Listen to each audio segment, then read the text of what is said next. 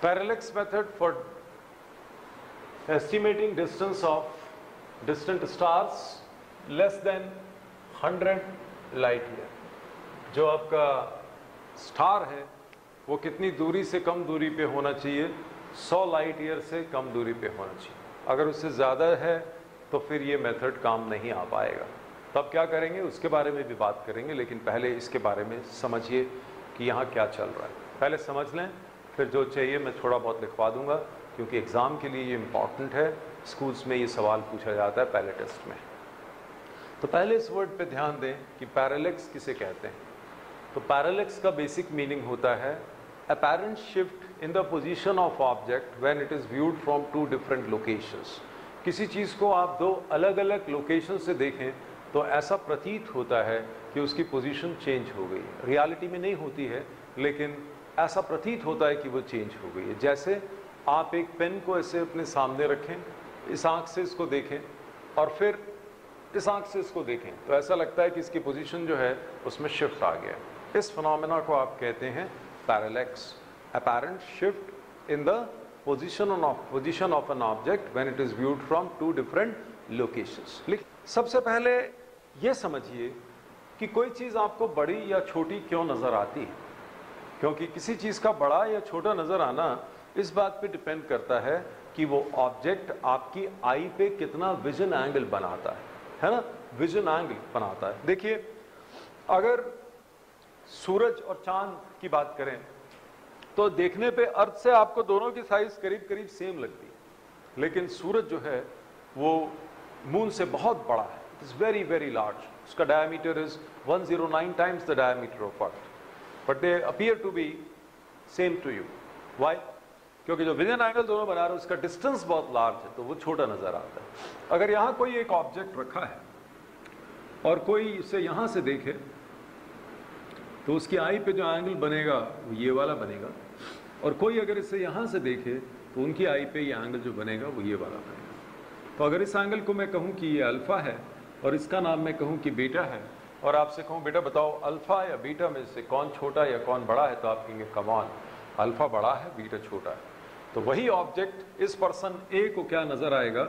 बड़ा, और इसको क्या नज़र आएगा? छोटा।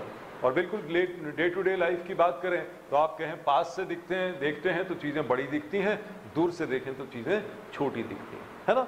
वो अब आपको ये समझ में आता है कि उसका रीज़न क्या है कि कोई चीज़ कितनी बड़ी नज़र आती है, वो किस पे डिपेंड करती है? विजन एंगल पे। कभी आपने सोचा कि जब आप ट्रेन में ट्रैवल कर रहे होते हैं तो ये ट्रीज और पोल्स ऐसे पीछे जाते हैं, भागते हुए नज़र आते हैं, लेकिन जो मून है ऐसा लगता है वो आपके साथ साथ चल रहा है। ऐसा क्यों है जी? अर्थ पे तो 24 घंटे में एक रिवॉल्यूशन होता है। जो मून है वो आपसे बहुत लार्ज डिस्टेंस पे है, बहुत लार्ज डिस्टेंस पे है, तो जो विजन एंगल बना रहा है वो विजन एंगल क्या है? बहुत छोटा है। तो वहां से आने वाली लाइट आपको कैसी नजर आ रही है? Almost parallel. और जब आप मूव करते हैं तो ये छोटा सा डिस्टेंस जो आप मूव करते हैं, पास वाले ऑब्जेक्ट के लिए जो विजन एंगल होता है वो ड्रास्टिकली चेंज हो जाता है, लेकिन उस ऑब्जेक्ट के लिए जो विजन एंगल होता है उसमें चेंज नहीं आता है। तो आपको वो तो आपके साथ जाता हुआ नजर आता है, लेकिन पास का ऑब्जेक्ट आपको पीछे जाता हुआ नजर आता है ना। आपने ऑप्टिक्स में ये पढ़ा होगा, 10th क्लास में आपने देखा होगा कि आप लोग ऐसा करते थे कि जो लाइट इन्फिनिटी से आ रही होती थी, दूर से आ रही होती थी, उसे आप पैरेलल बनाते थे, है ना। तो देखिए, अगर मैं आपसे कहूं कि कोई इसे यहां से देख रहा है तो इसके लिए विजन एंगल क्या बनेगा? आप कहेंगे ये वाला। मैं कहूँ कोई इसे यहाँ से देख रहा है तो इसके लिए विजन एंगल क्या बनेगा? ये वाला। और मान लीजिए कोई इसे यहाँ से 3 किलोमीटर दूर से देख रहा है तो उसके लिए लाइन क्या बनेगी? Almost straight. अब आपकी समझ में आता है कि दूर से आने वाली लाइट को आप पैरेलल क्यों बनाते हैं, क्योंकि वो लाइट कैसे हो जाती है? पैरेलल। तो अब हम अपनी बात शुरू करते हैं। हमें एक चीज़ समझ में आ गई कि दूर से आने वाली लाइट आपको कैसी नज़र आती है? पैरेलल। ठीक है, तो हम किसी स्टार का डिस्टेंस निकालना चाहेंगे। इस स्टार को हम बोल रहे हैं नियर स्टार, नियर स्टार, लेकिन ये भी 100 लाइट ईयर तक है, राइट। और एक स्टार हम ले रहे हैं वो फार स्टार है जो 100 लाइट ईयर से भी ज़्यादा दूर है। तो जो बहुत दूर है उसकी लाइट हमेशा अर्थ पे कैसे आएगी? पैरेलल। ठीक है, तो मैं नियर स्टार की लाइट को कंपेयर करूंगा। किसके साथ कंपेयर करूंगा? From the light coming from the far star, और फार स्टार की जो लाइट होगी वो हमेशा कैसी आती हुई लगेगी, पैरेलल, ठीक है। तो let us make a simple figure and let us try to understand what is going on here.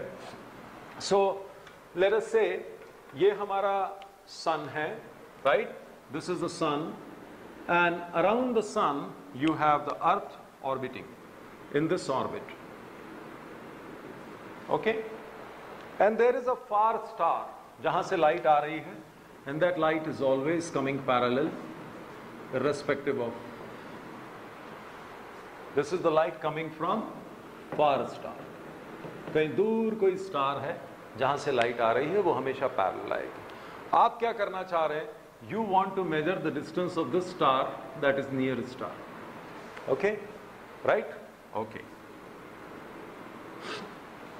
तो अभी हम क्या करेंगे, हम यहां पर इस लोकेशन पर हम एक काम करते हैं कि यहाँ से आने वाली लाइट, हमारी अर्थ अगर यहाँ है तो हम अर्थ पे नियर स्टार से आने वाली लाइट को कंपेयर करते हैं, किस लाइट के साथ कंपेयर करते हैं, with the light coming from far star, and let us say this angle is theta 1, okay, this will be a small angle, this will be in seconds, then you have to convert that into minute you have to convert in degree, and degree you have to convert in radian, okay, you have to always substitute all the values in radian when required, right?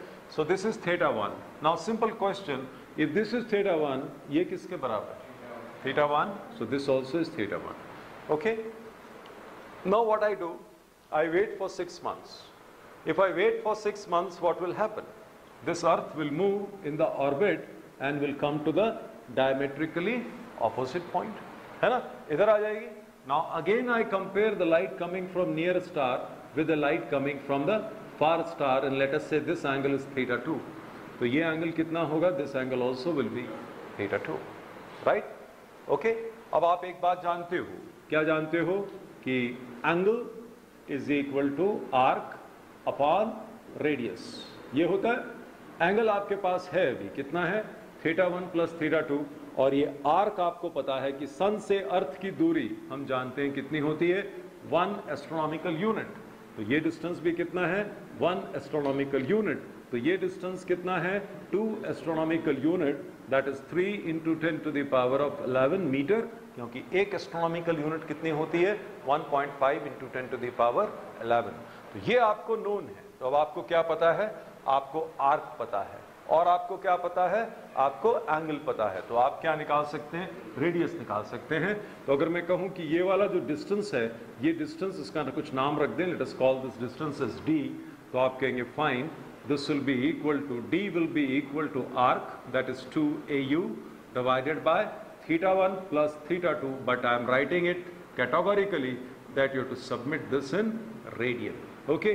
This angle may be in second, तो you know 60 second is equal to 1 minute, 60 minute is equal to 1 degree, and then 180 degree is equal to pi radian, so you have to bring it in radian। मान लीजिए कि आपको ये angle मिला था 2 second और ये एंगल मिला था 1 सेकंड, तो स्टार का जो डिस्टेंस होगा वो कितना होगा, आप कहेंगे 2 into 10 to the power, sorry 3 into 10 to the power 11, क्योंकि 1.5 से ये 3 इंटू 10 टू दी पावर 11, ये हो गया 3 सेकंड, टोटल 3 सेकंड। तो पहले आप क्या करोगे, 1/60, ये किस में आ गया, मिनट में, फिर 1/60 किस में आ गया, सेकंड में, और π/180 किस में आ गया, रेडियन में। तो आप देख सकते हैं ये 0, ये 0, ये 0 ऊपर आके हो जाएगा कितना, that will be 10 to the power of 14, and then 18 and 36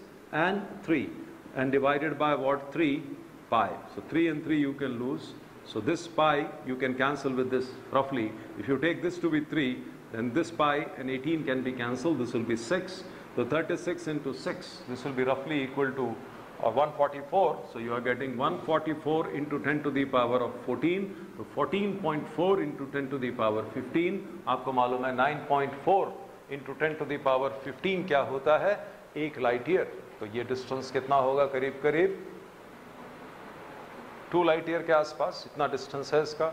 आप 100 लाइट ईयर तक ये प्रोसीजर यूज कर सकते हैं। अब आप कहेंगे 100 लाइट ईयर के बियॉन्ड क्या हो जाएगा, अब 100 लाइट ईयर के बियॉन्ड जो लाइट फार स्टार से आएगी और नियर स्टार से आएगी, वो दोनों ही लाइट क्या हो जाएगी, पैरेलल। अगर ये दोनों ही लाइट पैरेलल हो गई तो एंगल कितना होगा, 0। और जब एंगल ही नहीं होगा तो फिर कैसे आप नापेंगे स्टार का डिस्टेंस। तो इसकी लिमिटेशन क्या है कि 100 लाइट ईयर से ज़्यादा, more than 100 light year, the light becomes parallel and theta becomes too small for measurement. So parallax cannot be used for greater than 100 light years. Is that okay? क्या समझ में आया? Very quick review कर लीजिए। Parallax क्या है? apparent change in the position of object when it is viewed from two different locations. किस लिए यूज होता है ये? To measure the long distance. कितने तक का डिस्टेंस नाप सकते हो? 100 लाइट ईयर। 100 लाइट ईयर के बाद क्या प्रॉब्लम है? दोनों ही लाइट पैरेलल हो जाती है, एंगल ही नहीं मिलता, तो बात नहीं बनती, राइट। अब आखिरी बात ये बता देता हूं, देखो ये ऑर्बिट इस तरह की है, राइट, और ये डिस्टेंस जो है ये AU के ऑर्डर का है। AU is 10 to the power 11 और ये डिस्टेंस 10 to the power 15-16 के ऑर्डर का है, राइट। तो ये डिस्टेंस इससे 10,000 टाइम्स कम है, राइट। तो इस बात से कोई फर्क नहीं पड़ता कि आप ये डिस्टेंस ले रहे हैं या ये डिस्टेंस ले रहे हैं या ये डिस्टेंस ले रहे हैं। आप मेरी बात समझ रहे हैं? आप अगर रिलेटिव साइज देखें तो अगर ये 1 मीटर है तो ये 10,000 मीटर है ना। तो अर्थ की जैसे रेडियस है 6,400 किलोमीटर और अर्थ एक स्फीयर है। क्या आपको 1 किलोमीटर का डिस्टेंस स्फेरिकल नजर आता है? It appears to be flat to you, क्योंकि वो बहुत छोटा है in comparison to the radius of earth. वैसे ही मैं आपसे ये कह रहा हूं कि ये जो डिस्टेंस है ये बहुत टाइनी है, बहुत छोटा है, तो आप ये d लिखें या ये d लिखें या ये d लिखें, इससे कोई फर्क नहीं पड़ता। These distances are approximately equal because this distance is very small in comparison to this particular distance. Is that okay? Okay, note down.